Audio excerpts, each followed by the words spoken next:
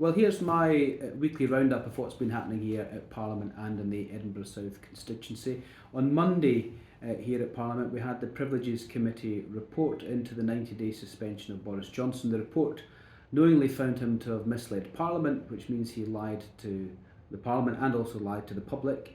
And he was also found to have intimidated or tried to intimidate the committee itself to come to a different conclusion. There was a vote on Monday night to confirm that report, and the Labour Party voted enthusiastically for it to try and clean up our politics here at Westminster, but the Prime Minister was seen wanting. He didn't bother to turn up because he didn't want to influence people in the result. I'm sure that is his job as Prime Minister, to influence people and to make sure they're voting the right way, but he disappeared, and so did most of his colleagues.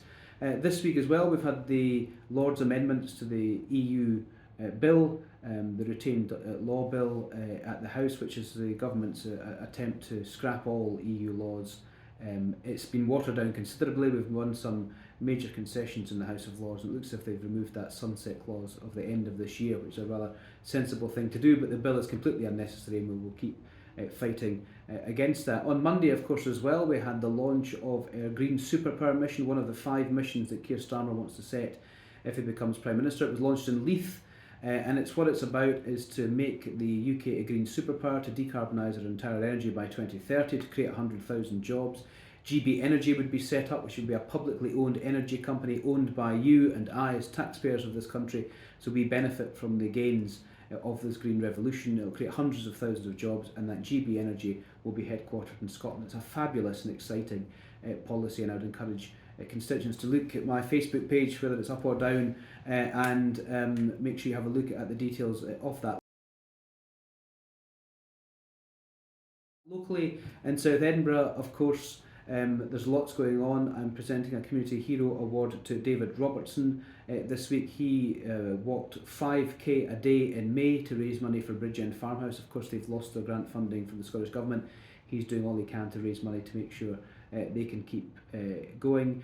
I went to Inch Park Sports Club last week to present and open the Places for People PlayStations, which is going to be providing a service to teenagers at the Inch Park Sports Club over the summer.